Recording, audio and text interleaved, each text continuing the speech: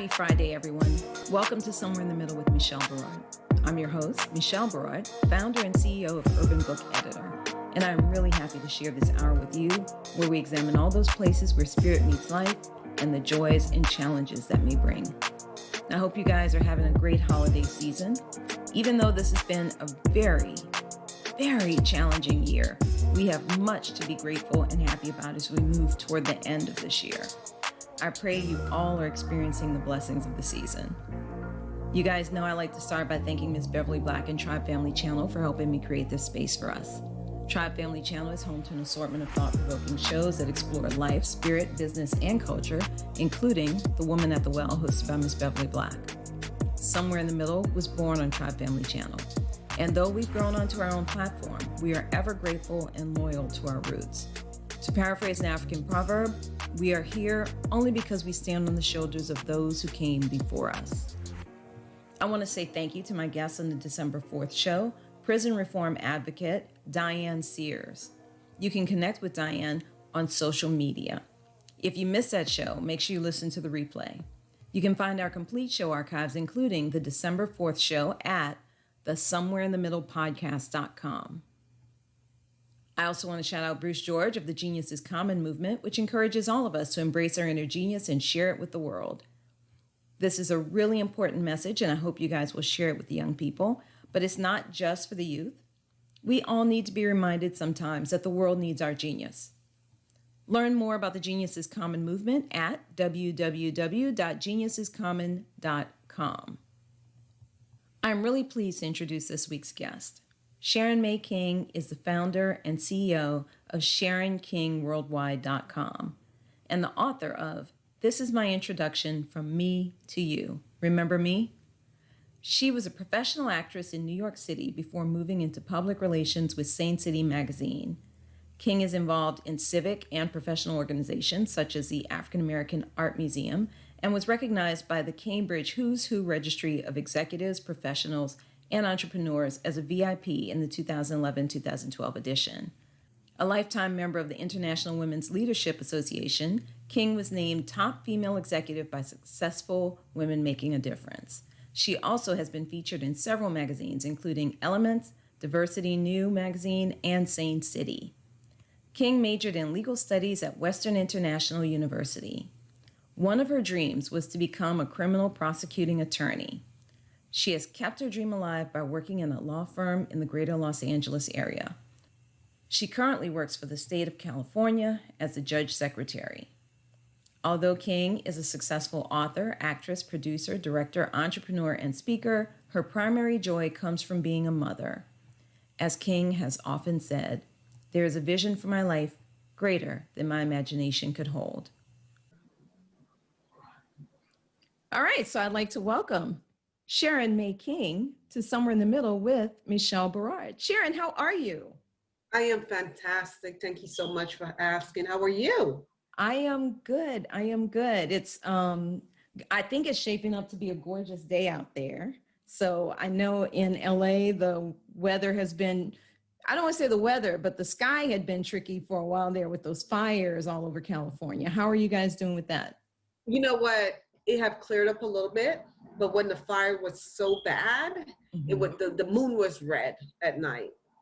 The air pollution for breathing is not the greatest, but today's a beautiful day. It's a little cool, but the sun is finally coming out. Thank you so much. It's finally coming out. And I just want to take a minute, say thank you for having me on your show. I really appreciate you. Well, I'm excited to have you, and I have your bio here, so I'm going to just mention a couple of things about you. You are the founder and CEO of SharonKingWorldwide.com, which is headquartered in LA. You authored a memoir entitled, This Is My Introduction from Me to You. Remember me? And then you worked in public relations. So talk to me about your journey. Who are you? How did you become who you are today? You know, over 15 years ago, when I was homeless, I was in the Carlton House shelter. Mm-hmm. And the women there inspired me. I met all women from all walks of life, battered, protective service you name it, that what was going on. And so they would come to my room and say, you want to pray? You want to pray with us? So I was a prayer lady. And they said, you know, when you leave from here, you have to write a book. You have to write a book about your journey. Don't forget about us. We have to stay in contact. Of course, you know, we lost contact throughout the years. Mhm. And I started my journey inspiring others. You know, it took me a long time because when you go through so much in life, you always questioning yourself. Should I speak about this? Should I talk about this? People are going to judge me. So I had to go to therapy and counseling for everything that I do, to get over my self-doubt, my self-esteem, and everything else I had going on with me by going through so much in life at a young age. And so I started, I wrote my book, I published my book, and then I started Sharon King Worldwide. And the reason why I named my website Sharon King Worldwide is for me to reach women all over the world of every area in life. Mm-hmm. So talk to me a little bit about all the kinds of things, if you don't mind, that you went through that brought you to who you are today. Like, what led to being homeless? Do you mind my asking that? You know, I was renting a house that was in foreclosure. And I was paying him every month. He didn't tell me his property was in foreclosure. And so what happened is I needed to get an apartment as soon as possible. I didn't have enough time to get an apartment. So my next step was to go to the homeless shelter. Wow. And that's where I ended up at. I didn't have enough time. And you know, being there, it made me rethink life differently, who my friends are, who my surroundings and everything is. Because when you're at your lowest, only a few people are going to be with you. Yeah. When you're at your highest, the world is there with you. Nobody wants to be there when you have nothing. Nobody wants to be there when you're asking for help. It's only a few. Like the Bible said, only a few are chosen. True. So you found yourself in the homeless shelter, meeting all these different women. What kinds of challenges were they faced with that you found so inspiring? You mentioned women who were being abused and things like that. Were they trying to transition out of the homeless shelter? What were they trying to do? You know what? They're trying to find themselves. Loving somebody more than you love yourself. For instance, this one young lady I was speaking to, she was so in love with her husband, and he was so abusive to her, And the problem with that is if she had taken the time to love herself, or she had gotten love from home, or whatever, her mother, her father, her sister, whoever raised her had taught her self-love, I really believe that although she was in a shelter fighting for her life, she wouldn't feel the way she do, still loving him and still want to be with him and think this is going to be blown over. Wow. So it's things like that, you know, women that have never prayed, they don't think that they believe to be loved. They don't think that they deserve anything good. You know, there are women that have never been on a date, have never been to a real restaurant for 3 meals, 3-course meal. And it just amazed me and blew my mind that you were waiting for somebody to come and rescue you, to do all these things with you, when you could have just did it for yourself. Mm-hmm. So these were the things I would talk about. I said, you don't need anyone to buy you flowers. It's nice, but don't surround your life on waiting for a man or a woman to buy you something. Do it for yourself first, because everything starts with you. How you treat yourself is how other people are going to treat you. Exactly. You know, I was just having that conversation with my daughter the other day. It's true. I have that conversation so much with my children. Mm-hmm. You have to come first because you matter. And you have to make sure that you take time for you. Because if you're not well, nothing else around you is well. Because everything will start with you. Your walls will come apart, tumble. You can't go to somebody to love you. You can't go to somebody to fix you. Everything starts with self. Yeah. So And we had how this did so many times.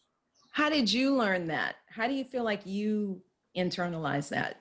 I learned that the hard way because when I hit rock bottom, there was nobody really there. Only a couple of friends that we're still friends to today were there. Mhm. So I hit rock bottom and I realized that I only needed God. And that was my fulfillment. And I started reading the Bible more. And I started loving myself more. When I started letting go of all the things and the people that I thought that mattered, I felt at peace. Peace. You can't, how, my favorite expression is you can't buy a peace of mind. Right. You can't. I was just so much at peace. So when I saw those people, when I got back on my feet, they were like, oh my goodness, I was looking for you. Do you still need help? I don't need help. I am perfectly fine. I wish you the best. And I just cut everybody off. But I cut them off not in a mean way, because Right. it's funny. You never know in this life who you're going to need. But I Right. cut them off in a loving way, saying, you know what, this is not working out for us as friends. I think we should cut our ways. I wish you the best of luck. I do that with all circumstances. I wish you the best of Mhm. luck. I never end anything in any bad way, because God forbid God decide to take somebody home. I don't have no conscience. I end Right. with love. You know what? This is not working out. I wish you the best of luck. And I separate myself. Mhm. That ability to cut the things and the people that no longer serve you is really important.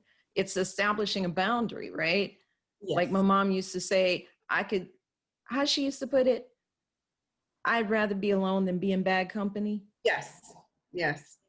It's good to be alone than to be in bad company. Yes. That is so How, true. how did you determine that those people or those situations were not good for you? When I'm at my lowest and you can't even call me to say, let's pray. Mm. You can't even call me and say, you know what, I have nothing to offer you, but I'm calling to check on you. Mm-hmm. When you call me, you can't even call me to say, you know what, I know you're going through a hard time, but hard times don't last forever.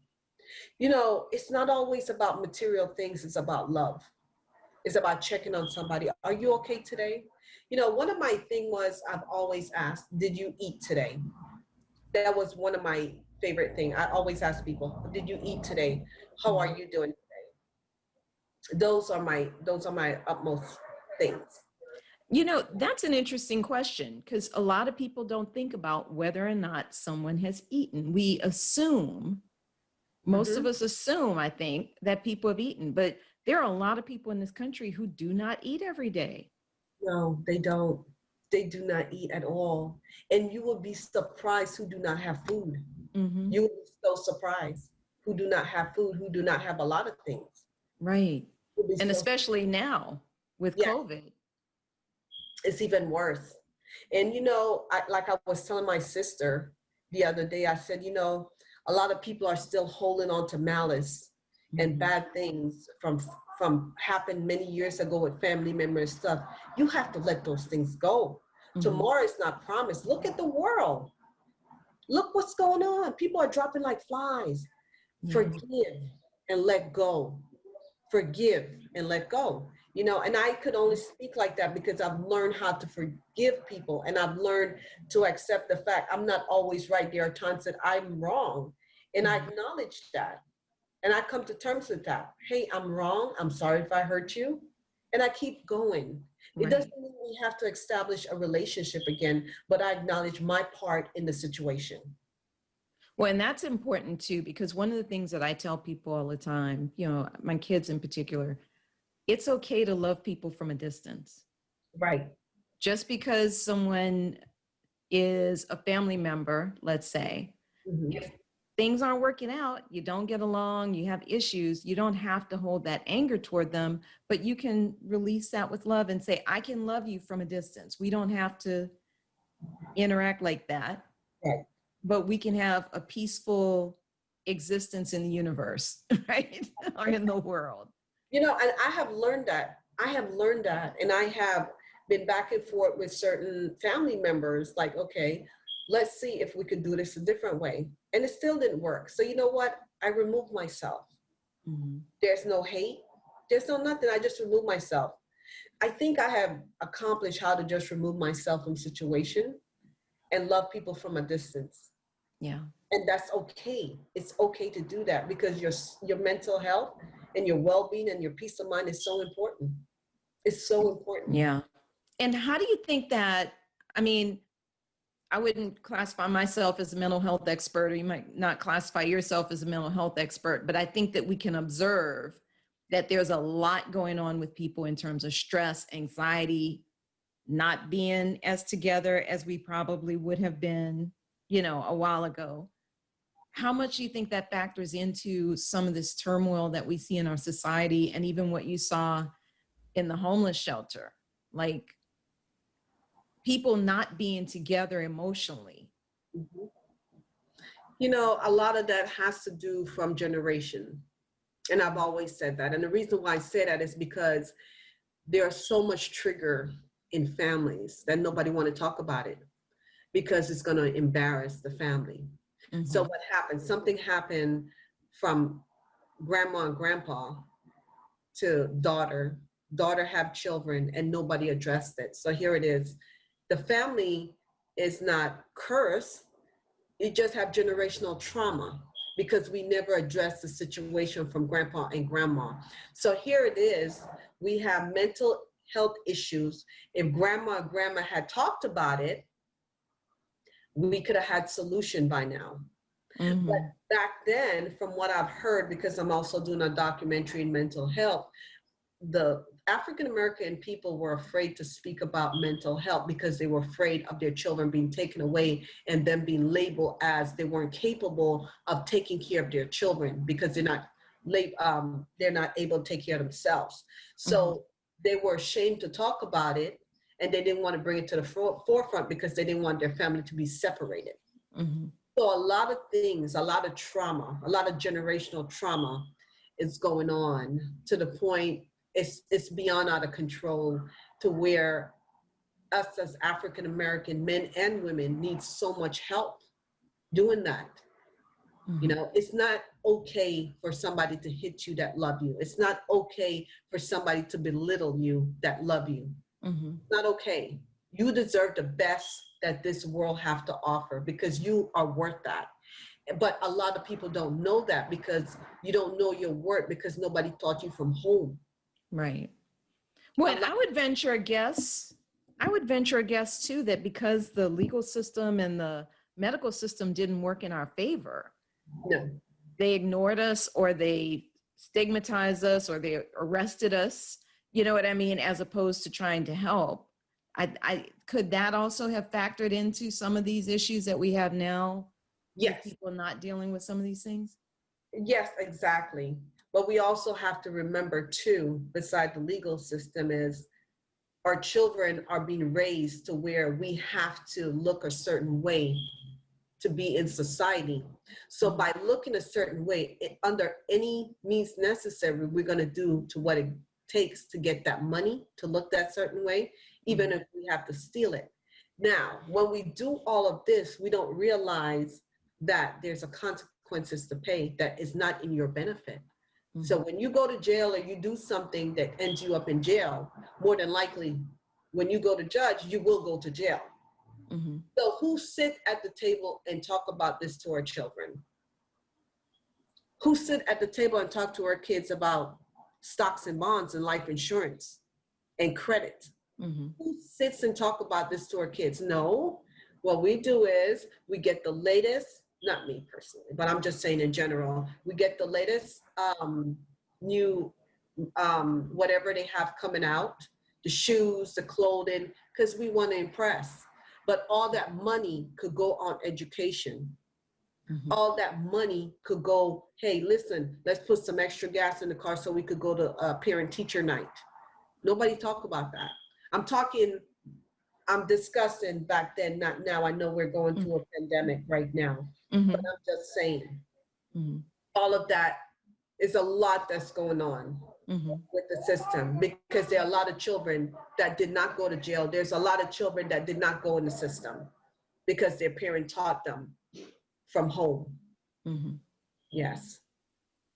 Yeah, I know. I was talking with a girlfriend of mine about this a while ago that I had to start learning about money on my own because I don't think my parents knew a whole ton about money. And what they did know, they didn't really teach in a formal way. You know what I mean? I think that there's a lot of history in there, you know, because of the systematic desire to keep Black Americans from having money, from having property and all of those things. And also in American society, we have this tendency to not want to talk about money. Nobody wants to talk about how much money they earn. Nobody wants to talk about how they invest it. This is a new trend in the last, in the last decade or so that you're really seeing people online talking about money and things like that. When I was growing up, nobody talked about money or how much they earned or how they saved their money or how they invested their money. So I think maybe this generation is getting more of that, hopefully. What are you saying? What are your thoughts? And you know what? I'm so glad that this generation is talking more about money because most of us have a bad spending habit. We don't save money. All we do is live from paycheck to paycheck. We don't invest. We don't have life insurance. A lot of times there are people doing car wash. There are people out there holding up signs. Can you donate for a funeral? What are we doing? We spend $200-$300 on shoes, and you cannot spend $50-$60 a month on basic life insurance to cover what's needed. It's horrible. It's just horrible, And so I'm so glad that this generation is so aware and so woke to realize what's going on. You could have money, but if you don't have good credit, it's useless because you still need credit to purchase. You still need credit for a lot of things, And I am so much into my credit now more than ever. I watch what I spend on my credit card, my bank account, make sure I pay my bills 3-4 days ahead of time. I'm so focused because it's so important when that credit report every month that it's reporting on time. Right. Even if you can the full amount, pay something so it doesn't show up late on your credit report. So that's my question. So why is it so important to have good credit, savings, and things of this nature? What is important about that? I'm so glad that you asked that question because I have a segment with that coming up in a month or so. You must have good credit. You can't buy real estate without good credit. You won't get a credit card without credit. You won't have a lot of things without credit. Credit is key. Credit is number one. The first thing you do when you go to the bank, they do your credit report. Even to open a business account or checking account, some banks will run your credit to see what your credit report is like. They will do that because that have happened to me. So these are the things that happen and everything else.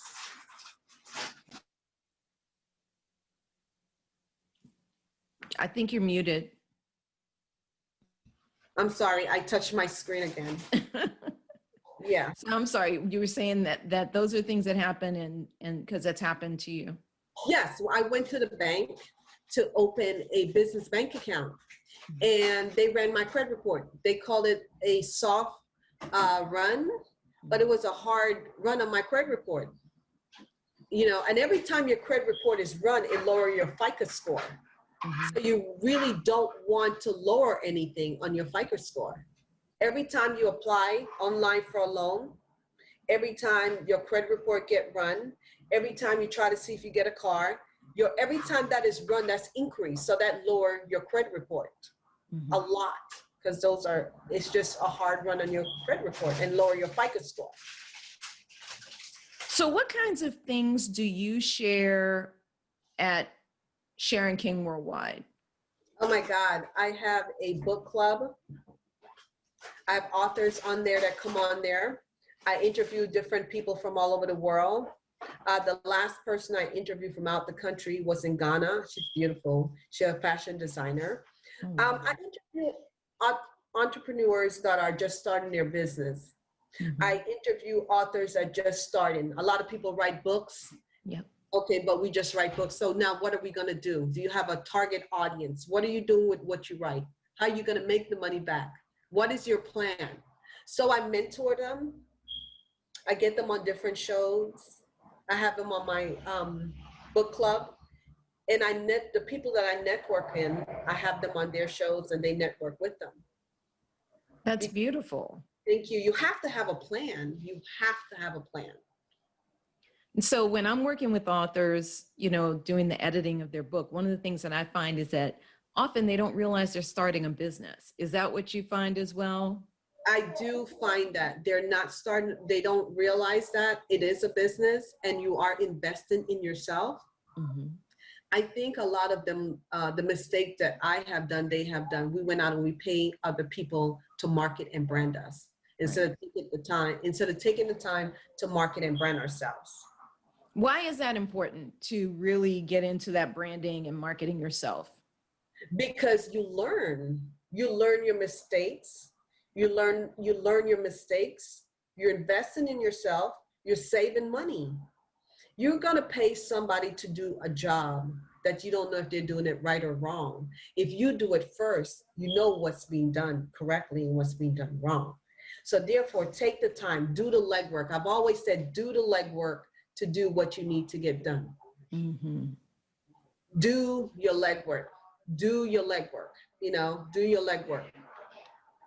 So part of that branding, you mentioned before, who's your target audience? A lot of folks who write books don't even think about their target audience. What do you mean, though, when you say that term, target audience? Target audience. Okay, when you wrote the book, is it for children? Is it for adults? Is it fiction? Who are you targeting? Who are you trying to, you know, motivate this book with? Who are you trying to inspire this book with? What are you doing with it? What are you doing? What are your plans? Where's your spreadsheet of how many people you targeted today? What region did you target them from? Where's your book selling the most? New York, California, New Jersey? What are we doing? And how does that factor into the whole marketing plan? It factors into it because you're not going to spend 50% of your time in New York trying to market your book and you have no audience. If Seattle, you have 75% audience, that's where you're going to spend your time because that's where your team is and that's how you bill. So you don't want to run on zero. So every month when you should have a spreadsheet. This is how much I'm making. This is how much I'm putting out. You never want to be on the negative at all. At all. And see, that's something a lot of people don't think about when I talk to authors. What is your spreadsheet for this month? How much did you make and how much did you spend? Oh, we don't have a spreadsheet. You have a book and you spend money for editing, publishing, and everything else. How are you going to get the money back? Right. How much is the book being sold for? How many books did you sell this month? How many books do you want to sell? You have to go out there and you got to sell books. Yeah. Yes. What do you say to authors who say, I just got to get this book out there? Okay. You got to get the book out there where? Where you got to get the book out there to? Because once the book is published, it's everywhere to purchase. Are you selling the book directly or do they have to go to a second party to get the book? The middleman. So who really is getting the book out there? Do you have copies of the book? They could buy the book from you directly, that you could autograph it and mail it to them? Or do they have to go to Amazon or do they have to go to somewhere else to buy the book? So when you're trying to hurry up and get the book out there, exactly where you're getting the book to. Exactly where. So one of the things that you do then is you help authors to work through that plan. Yes, I help them to work through the plan, Mm-hmm. marketing, branding, getting exposed, getting attention for your book, getting attention for who you are. A lot of people, including, some authors, we spend so much time on Facebook. What do you do on Facebook? You share everybody's business, you share everybody's memes, you share everything. You know what you're doing? You're promoting everybody's business but your own. Yeah. You're not promoting yourself. You're promoting everybody's business but your own. That's basically what you're doing. Now what? So if you had 3 things that you wanted a new author to focus on, what would those 3 things be?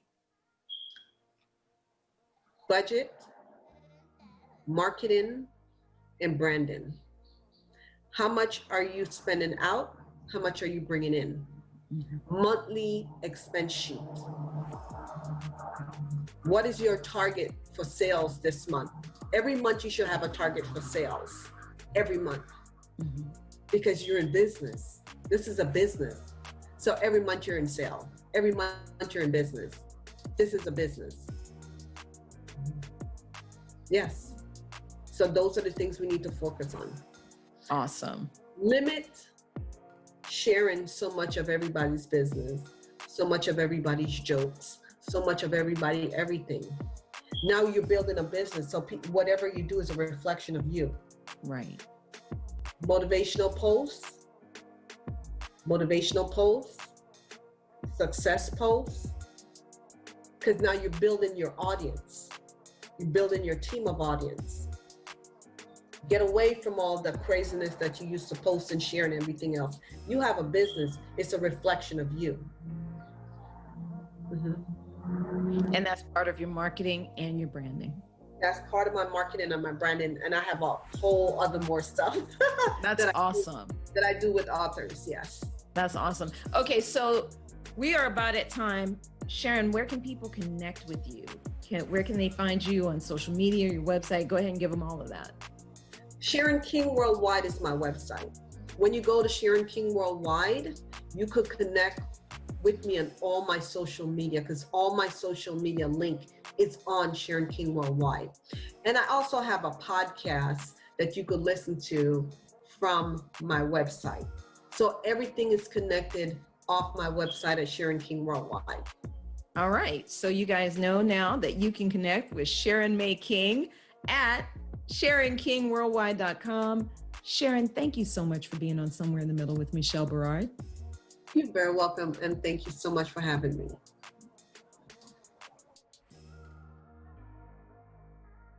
Next, our good friend Julia Black will be joining me for True Talk. I know building a website can be intimidating, but you need a place where your audience can connect with you. Instead of fighting with technology, try the easiest, most flexible website builder available. With templates for all types of websites, ranging from landing pages to e-commerce, Urban Book Editor's platform makes creating an author website quick and easy. Just add a section, upload your photos and videos, type your text, and you're in business. It couldn't be easier. And if you sign up for an annual plan, you can get 10% off the first year. Just use discount code FIRSTYEAR. That's 1 STYEAR. The number 1 STYEAR in all caps. Take advantage of the 14-day free trial. No credit card is needed. Visit urbanbookeditor.com and select Create Your Author Website from the menu bar at the top of the page. No more struggling with technology. No more paying a small fortune to developers. Create beautiful websites without learning to code.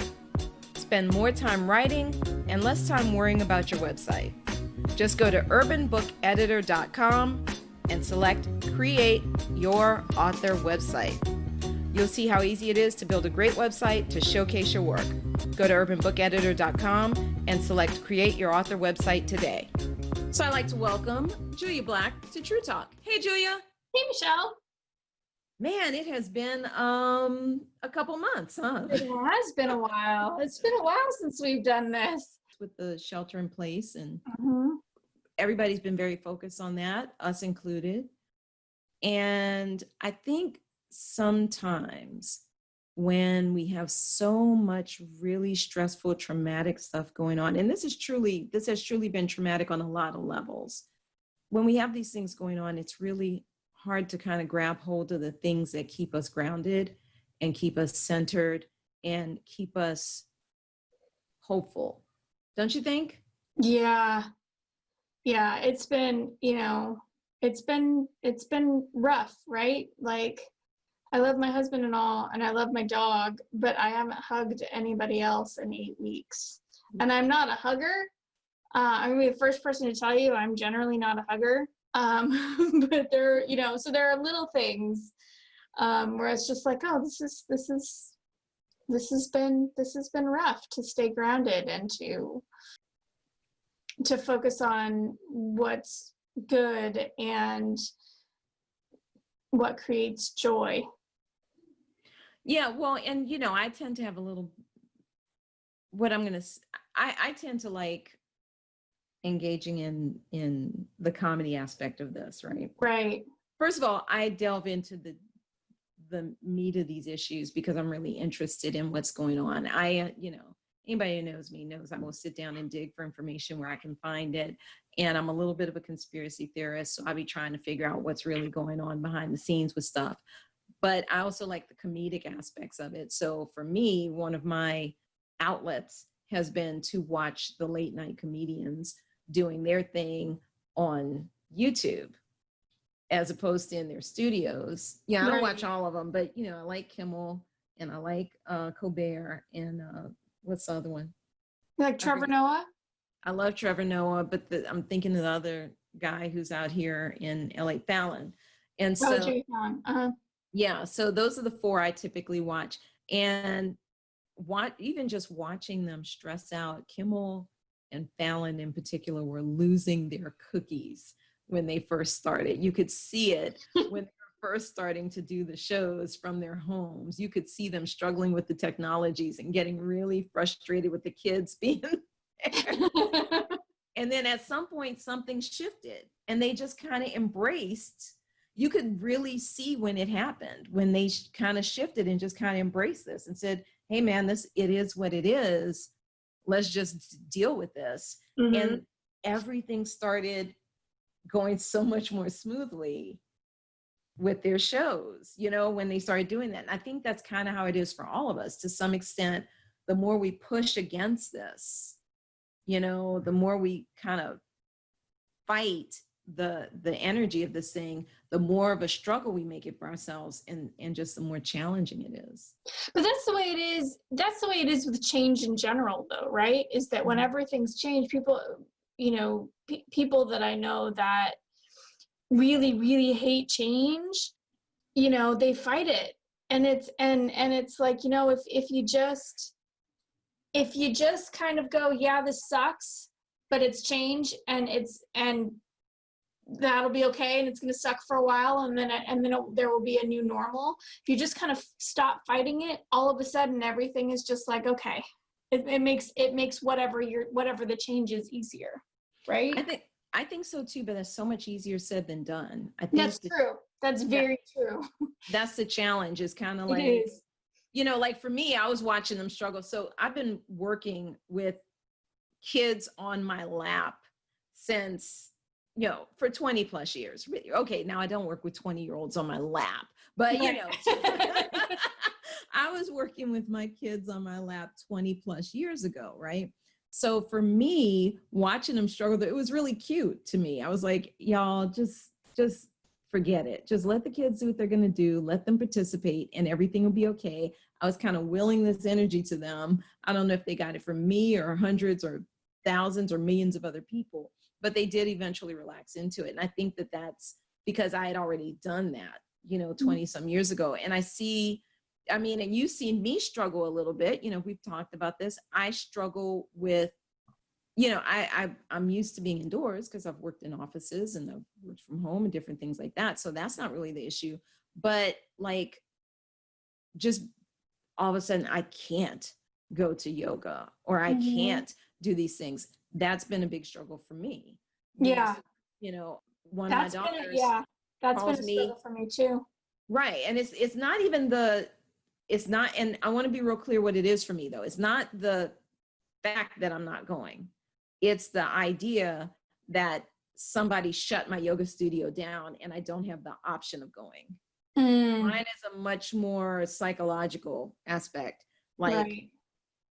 you know what I mean? It's not, it's, maybe it's a petulant child in me, but to some extent it's like, well, that should still be an option to me. I know practically why it's not. So I don't want anybody calling up here harassing me about that. I know, whatever. I'm talking about how you feel about it. I'm not talking about the practicality of it. So, and like one of my daughters, she calls me almost every day. And it's often when she is like, maybe she wants to go somewhere. And she realizes if she's going to go, she can't call up a friend and say, hey, do you want to go? Right? Like she might want to go take a walk or go pick up food. And these are things that would be social things for her. And she can't do. And she can't do those. Yeah. And she's not here with us, so she can't do it with us either. Right. So those kinds of things. I know everybody's got their own way of dealing with it, but it's just, I think the real thing is that it's hard sometimes for us to focus on the joy that we still have. Yeah. And what it made me think of was this author I've been working with. And his story is really powerful and interesting. And there's one part of his book, and I hope he won't mind me quoting him. Should probably give his name. Yeah. His name in his book at the very least. Yeah. So I'm hoping he won't mind me doing this on the air. But so the author's name is Samuel Woods, and he wrote a book called Imprisonment. And the book is basically about, it's kind of memoir / political treatise. I don't know what else you would call it. Kind of talking about some of the issues, particularly in the Black community, that can lead to incarceration and perpetuate poverty and things of that nature. But he talks about his personal journey kind of interwoven with all of this. And one of the things he talks about was meeting his wife and the challenges that they experienced. So these are Sam Woods' words. He said, we had so many challenges dealing with getting married inside a prison. Friends and family couldn't believe she was about to marry someone who was not only serving a life sentence, but for murder. It was hard for her to try to prove to her family that I am not only innocent, but that I am with her for all the right reasons. They thought I was trying to use her and just could not believe that we could be genuinely in love. I know it sounds crazy, but you can't limit love, and you can't dictate when you find your soulmate. People are placed in your life for different reasons, and you just don't know why until it happens to you. Love is love. Love is powerful, and anyone who believes in love knows that. You can't fight real love when you find it. It will overpower all things. And every time I read those words, I just want you to know I'd like kind of tear up. They're beautiful. Like it's just dense. It's just dense with meaning. And it's just a reminder, I think, that no matter what else there is going on, no matter how bleak things seem, no matter how scared we all are, there is always something that we can be happy about. There's always some joy. There's always some love. There's always some laughter that we can latch onto. Mm-hmm. Yeah. But that's what it means for me. I don't know. What does it mean for you? It means that for me too. It also means, I think, there's this, what I like about it is that it's like, take the moments as you get them, right? Is that I think because we're being pulled in many different, even though we're all in the house, and we're not Yeah. going anywhere, we're still being pulled in a lot of different directions. And sometimes it can be hard to stop for a minute and be mindful and to actually like experience the joy as it's happening, right? Yep. Is pay attention to it and experience it and go, hey, this was a good moment. This was a fun moment. And allow that to happen, because it's so easy to just kind of, okay, you know, say, okay, I finished that, now I move to the next thing. Okay, now I finished that and move to the next thing, without just appreciating even just the tiny, the things that are tiny moments. Yeah. You know? Yeah. And that's what, I mean, obviously his story with his wife, Ashley, is deep and profound, and you've got to go get the book because it's worth reading.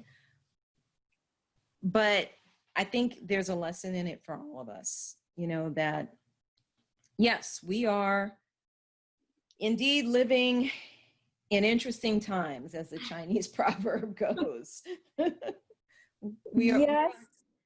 We are challenged, but I think we're rising to the challenge, most of us. And sometimes we're not going to rise to the challenge very well. You know, we're going to get frustrated and, you know, lose our cookies, but we're adapting. And we don't want to adapt to just any old thing, because we've got to be careful what we allow ourselves to adapt to. But what we mostly want to do is just remember that, you know, we're stronger together, we're better together. We have so many things to be appreciative of and grateful for. Mm-hmm. And, you know, as long as the sun comes up, we're all good. You know, we may feel sadness, we may feel loss, because I know a lot of people, you know, are losing loved ones and things like that. But Oh yeah, I mean, that doesn't change the fact that there's a lot going on. Even if we take these tiny moments and appreciate what we have, that doesn't change the fact that there's all of this other stuff going on that is distressing. But they can both be happening at the same time. yes, two things can be true. It is true, it can be true that life is challenging and stressful, but it can also be true that life is joyous and hopeful. And hopeful and magical and beautiful. And that it's just a matter of stopping to point out what those are in your day or your week or your month. So we don't really have 3 points for you guys. No. Guys, we don't have 3 things that we can tell you to do. You know, I'm not going to tell you to sit down and meditate or, you know, go take a walk or whatever. But I will tell you what I did this morning that delighted me. One of the things I had not really realized was missing in my life, but it seemed to be, was since moving west, I had not heard birds outside my window. I just hadn't heard them. And this morning I woke up and I sat up in bed and I heard birds just chirping away outside my window. And I was blown away, and it delighted me literally all day. It has delighted me throughout the day. And it seems like such a small thing, but sometimes it's the small things that matter most. Yeah. Well, Julia, thanks for being on True Talk, and Thank you. we'll do it again very, very soon. All right. Thank you. Well, that's our show this week, guys. You can reach out to me online at urbanbookeditor.com or michelleberard.com. You can also find me on Facebook and Instagram as Urban Book Editor. Send me a note. I'd love to hear from you. Feel free to send in some topics you'd like us to cover on the show. It is the holiday season, so we'll be out in January, taking a little rest after this wild, wild year. I will share some wonderful replays though, so make sure you tune in for our next show on January 8th, 2021. You can find us twice a month on Fridays at 5 p.m. Pacific, 6 p.m. Mountain, 7 p.m. Central, and 8 p.m. Eastern at the somewhereinthemiddlepodcast.com. And don't forget to tune in to Julia Black and me live on Saturdays at 1:30 p.m. Pacific, 4:30 p.m. Eastern for the Shelter in Place Pandemic 2020 live stream at http://rebrand.ly/shelter-in-place live stream. That's http://rebrand.ly/shelter-in-place live stream. Let's continue the conversation. You guys be good, stay mindful, and remain prayerful. Peace and blessings, y'all.